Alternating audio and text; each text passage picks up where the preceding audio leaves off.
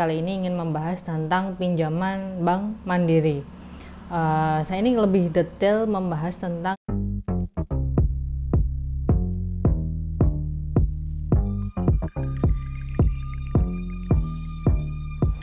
Halo semuanya, Assalamualaikum warahmatullahi wabarakatuh.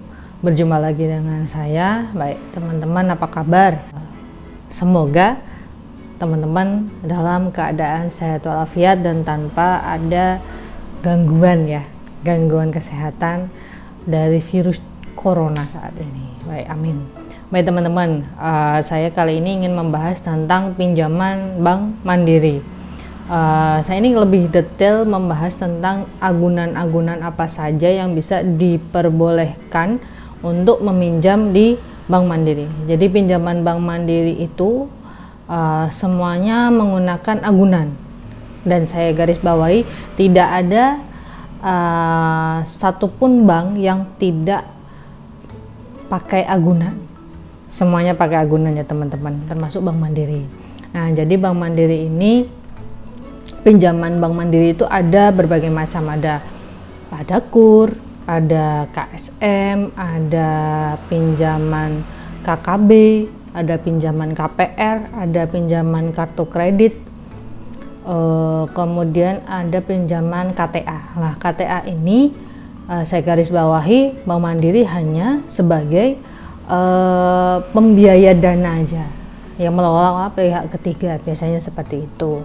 Nah, untuk bisa pinjam di Bank Mandiri itu tentunya teman-teman harus wajib punya usaha. Minimal sudah berjalan 6 bulan ya. Kemudian syarat yang kedua adalah teman-teman minimal sudah berusia 21 tahun. Nah, saya tekankan lagi teman-teman minimal sudah berusia 21 tahun untuk bisa mengajukan pinjaman di Bank Mandiri. Kalau sudah berusia 21 tahun dan sudah menikah, nah KTP pasangan wajib. Tapi kalau yang belum berumur 21 tahun dan ada usaha minimal 6 bulan tadi dan pengen mengajukan pinjaman di Bank Mandiri, maka teman-teman wajib melampirkan surat keterangan belum menikah dari kelurahan setempat ya, yang mengesahkan bahwa teman-teman itu belum menikah. Kemudian yang ketiga adalah yang saya akan bahas lebih detail adalah tentang agunan. Jadi pinjaman di Bank Mandiri itu semua menggunakan agunan, walaupun itu teman-teman KPR. Nah, kalau KPR gimana? Kalau KPR itu nanti sertifikatnya akan diagunkan langsung. Nah, itu sertifikat rumah yang di KPR kan gitu akan diagunkan langsung ke Bank Mandiri. Nah, kalau KUR gimana? Jadi kalau KUR itu berjenjang ya teman-teman ya, berjenjang mulai agunannya. Jadi pinjaman KUR itu berjenjang agunannya mulai dari pinjam BPKB motor, naik ke BPKB mobil, naik lagi ke letter C atau petok, naik lagi ke akta jual beli, naik lagi ke sertifikat rumah. Jadi berjenjang. Ada 5 itu yang akan dinilai oleh petugas Bank Mandiri untuk bisa menyalurkan pinjaman Bank Mandiri. Nah, kemudian teman-teman kalau misalnya BPKB motor bisa dibiayai sampai berapa? Untuk KUR mikro itu BPKB motor adalah 5 tahun terakhir ya. Amannya sih 5 tahun terakhir biar teman-teman di ACC. 5 tahun terakhir itu akan di ACC dengan maksimal plafon KUR mikro adalah 25 juta. Nah, kalau misalnya teman-teman berjenjang lagi, tadi saya sudah bahas BPKB motor, kemudian BPKB mobil. BPKB mobil itu nanti juga berjenjang lagi, minimal juga 5 tahun dari tahun perakitan ya teman-teman ya, tahun mobil teman-teman itu dikeluarkan. Nanti berjenjang lagi, misalnya teman-teman pakai sertifikat BPKB mobil untuk menaikkan plafon pinjaman, bisa aja. Itu nanti biasanya persenannya 50-70. Maksimal banget itu udah ya. Maksimal banget. Tapi ada juga yang 30%. Jadi rentangnya 30, 50, 70. Itu sertifikat BPKB mobil. Dan tahun mobilnya 5 tahun ke belakang. Kemudian itu nanti bisa mengajukan KUR yang retail. Nah, kemudian berjenjang lagi petok atau letter C itu nanti bisa nggak diagungkan untuk KUR? Bisa juga.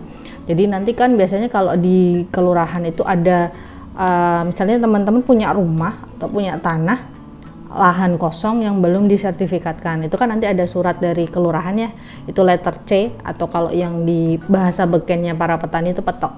Jadi letter C itu bisa digunakan sebagai agunan teman-teman untuk mengajukan pinjaman di Bank Mandiri. Nanti bisa larinya ke KUR kalau belum bersertifikat. Nah sekarang kalau sudah bersertifikat itu nanti teman-teman bisa mengajukan KSM, kemudian bisa mengajukan KKB juga bisa sertifikat, kemudian KPR juga bisa sertifikat rumah itu, KUR juga bisa nanti bersertifikat. Kemudian kalau misalnya saya pengen ngajukan kredit pinjaman Bank Mandiri, tapi sertifikat tanah saya atas nama orang tua, tapi saya yang punya usaha, bisa nggak? Nah jawabannya adalah bisa. Nanti waktu teman-teman akad ke bank, nanti orang tua diajak, karena orang tua itu sebagai penyetuju bahwa agunannya itu dijaminkan di Bank Mandiri. Nanti orang tua tanda tangan, namanya HT, hak tanggungan. Nanti teman-teman dibuatkan perjanjian bahwa mengetahui bahwa sertifikatnya orang tua ini sedang diagunkan ke Bank Mandiri, nanti dibuat HT atau hak tanggungan. Kemudian wajib datang, wajib, karena yang punya sertifikat. Kalau nggak datang gimana? Kalau nggak datang ya berarti nggak bisa dicairkan. Kalau nggak datang paling nanti diajukan ke KUR, nggak bisa yang KSM ataupun kredit-kredit yang lebih besar lagi ya, karena yang punya sertifikat nggak ada di situ. Kemudian kalau misalnya sertifikat saya masih dalam bentuk akta jual beli gimana? Nah bisa teman-teman nanti kalau misal mengajukan pinjaman Bank Mandiri tapi sertifikat rumah masih dalam akta jual beli, nanti akan diroya ya, akan diroya. Jadi marketing Bank Mandiri atau petugas kredit Bank Mandiri akan meroyakan sertifikat teman-teman ya, di notaris biasanya. Biayanya beragam ya, biayanya jadi 2 juta sampai dengan 5 juta, itu tergantung notarisnya. Kalau notaris beken ya pasti lebih mahal, kalau notaris yang biasa-biasa aja ya 2 juta sampai 3 jutaan untuk membiayai biaya roya itu ya. Nah biaya roya akan dibayarkan oleh Bank Mandiri, tapi bisa juga teman-teman bayar sendiri, biar nanti kalau misalnya dibebankan biaya roya itu ke Bank Mandiri, maka teman-teman waktu pencairan nanti itu akan dipotong biaya roya, namanya biaya APHT, itu biaya notaris. Nah kemudian kalau misalnya teman-teman pengen bayar sendiri, ada duit sendiri, yaitu tidak akan dipotongkan ke biaya APHT atau biaya peroyaan di notaris itu. Kemudian yang sering ditanyakan lagi adalah misalnya untuk sertifikat tanah bisa sampai plafon berapa M, nggak bisa MM-an ya teman-teman ya. Jadi gini, bisa juga sih MM-an, tapi tergantung dari nilai jual si sertifikat itu. Jadi kan sertifikat rumah, tanah ataupun lahan kosong itu biasanya kan ada nilai jualnya. Nah nilai jualnya itu kan beraneka ragam ya teman-teman, dari mulai luas, kemudian panjang, lebar, kemudian harga tanah di daerah itu juga akan berpengaruh. Itu akan mempengaruhi nilai kredit teman-teman di pinjaman Bank Mandiri.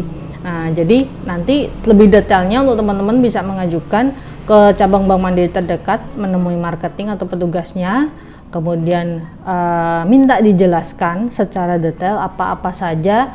Kalau saya pakai sertifikat rumah, pakai sertifikat orang tua, pakai BPKB motor, pakai BPKB mobil, atau pengen KPR, nanti teman-teman bisa minta penjelasan detail oleh petugas Bank Mandiri. Jadi pinjaman Bank Mandiri itu banyak dan sangat-sangat banyak diminati ya. Kalau sekarang ini banyak diminati yaitu KUR, karena angsurannya murah. Semua angsuran sebenarnya sih murah, tergantung dari plafon. Jadi jangan anggap BRI lebih murah, Mandiri lebih murah. Itu sama aja sebenarnya teman-teman, karena tergantung dari plafon masing-masing pinjaman. Karena suku bunga itu sudah dipatok dari BI rate ya. Jadi Bank Indonesia itu mengeluarkan BI rate, batas bawah dan batas atas dari suku bunga bank itu sudah ditentukan, tidak boleh melebihi. Jadi harus di tengah-tengah itu. Nah, itu saja yang perlu saya sampaikan detail tentang pinjaman Bank Mandiri. tentang pinjaman Bank Mandiri yang lain akan saya bahas nanti. Nanti kalau teman-teman ada pertanyaan silahkan tinggalkan di kolom komentar. Kalau saya sempat saya akan balas. Kalau tidak sesempatnya akan saya balas tetap saja ya teman-teman. Kalau enggak saya akan sampaikan di materi video berikutnya. Oke teman-teman, itu saja yang bisa saya sampaikan. Wabillahi taufiq wal hidayah. Wassalamualaikum warahmatullahi wabarakatuh. Tetap semangat.